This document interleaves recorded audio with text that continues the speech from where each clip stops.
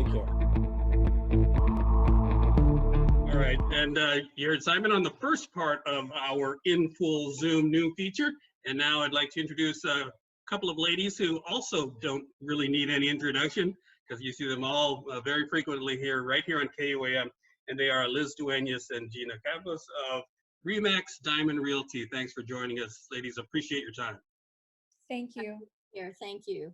Liz, let me start with you. I just wanted to kind of set the table here and ask you to explain the impact that coronavirus crisis has had on your business and the realty business in general. Well, you know, the realty business, we were told that we're non-essential and that we couldn't operate like, you know, we're getting so many calls from people who are displaced from their homes, or they just got here and they only have a window of time to occupy a certain property. And we're told that we can't practice real estate. So we're telling these people that, I'm sorry, we've been, you know, we were told that we would be penalized or that we would lose our license. So many of us have been just staying home. However, I know there is a few that have been out there practicing real estate, but in any event, it does impact us greatly. But Gina and I aren't really concerned about us. We're concerned about the people that have been pleading to say, hey, we need your help. We need to find a home because we only have this window of time. And, you know, everything is dead in the water. So it's unfortunate. 32 states have, you know, real estate is essential. Housing is essential. We want to emphasize housing is essential. And 32 states have considered that. But here, unfortunately, we are non-essential. So I know we've all been vocal about trying to get back to helping these people. And sometimes it's construed that we're all about the money. I'm sorry to say, it's not about that. We've got people calling and pleading to help, but what can we do? We just tell them, I'm sorry, our hands are tied. Now, Gina, you know, has been saying we got to get out there. What are we going to do? So it's really unfortunate. And for the agents that this is their livelihood, just like the hotel industry and just like restaurant industry, they've been laid off, they've been furloughed, they have no income, some of them. Luckily, there's some grants, but how long is this grant going to last? It's a short period of time for them to get income to help their family, feed their families. So we're just so, you know, vocal that, hey, it's not about us, it's about the community. But I want to emphasize that Gina and I and all the others, we know we have to take precautionary measures, wear our masks, wear our gloves. You know, I just came from outside, I just peeled my gloves off and my mask. We know it's critical to protect not only ourselves, but also the community. We don't want to get it, and nor do we want to give it, period. Yeah. Gina, let me ask you, it's also not just a simple matter of saying, okay, realtors, you can go back out and take business. You need certain government services to reopen as well to support what you're doing. Can you explain that? Yes, well, we work, you know, in terms of selling real estate, we work in conjunction with land management, building, you know, one stop, because some new construction, you need to get permits, you need to get occupancy. So our line of work is contingent upon the government agencies being open for the most part.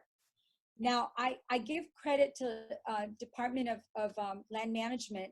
They have implemented progressive measures to start opening and recording documents. So that's helping us out with closings. The next part of this is revenue and tax. We're also, you know, we're linked up with that. Our closings, our sales activity also is dependent on them being open, which I'm sure these agencies are working on that as well.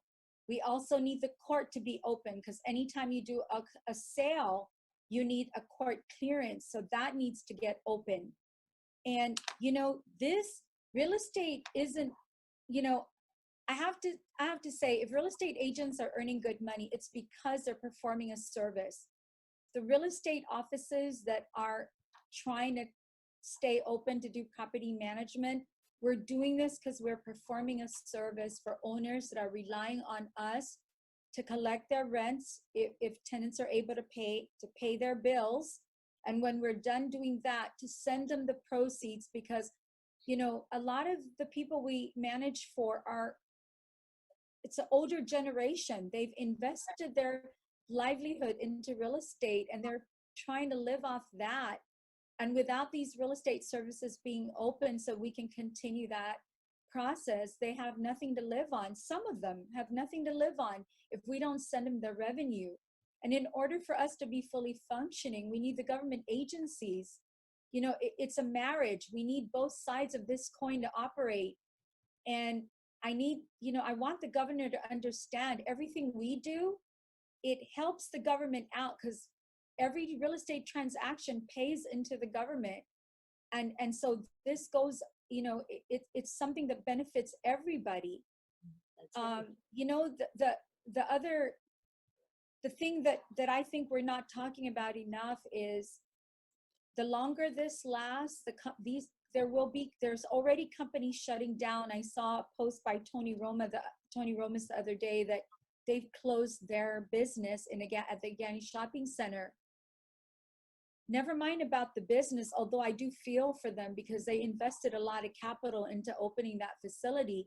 Think about 30, 40 employees that are now out of a job. What are these families going to do? You know, and these are victims of COVID. As long as the governor keeps the island shut down, we will have every business that goes down is not one COVID victim, but with Tony Roma, maybe 30, 40 victims. And this is something the governor can control. If some businesses could be open, then every business can be open. We are smart enough to figure out how to service our customers safely. We need the opportunity to do that.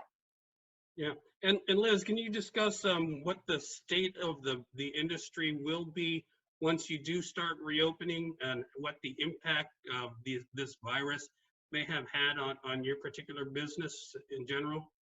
I think, you know, if you're a seller, it may take a while because there's two effects. One, if let's say you're a buyer, you've been furloughed, you've already been pre-approved, but then all of a sudden you've been laid off or furloughed and it affected your income. So your ability to buy a home has been limited. And I know there was a bulletin that just came out saying there are no loans given if you have been furloughed. So that's one effect. And all these people that like Gina says, have been laid off, where are they going to go?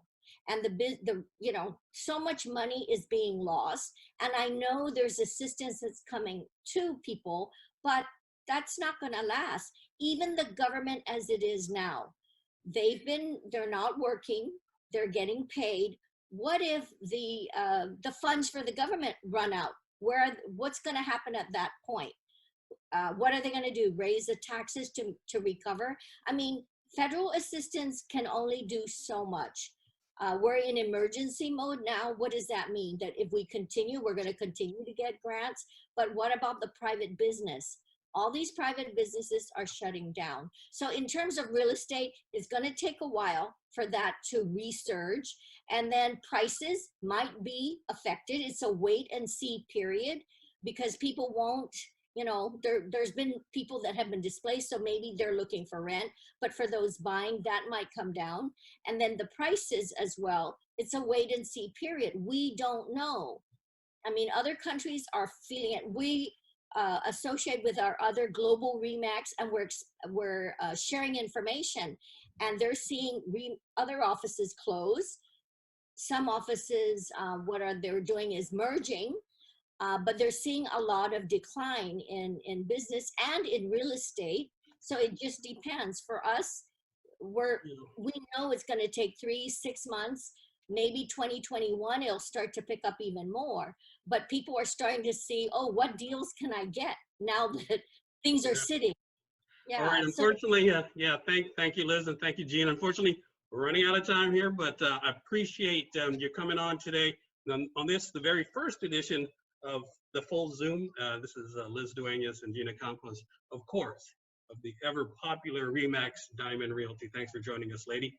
Thank you for the opportunity. And that's our report for this evening. Thanks for watching, everyone. I'm Nestor Licanto. Thank you.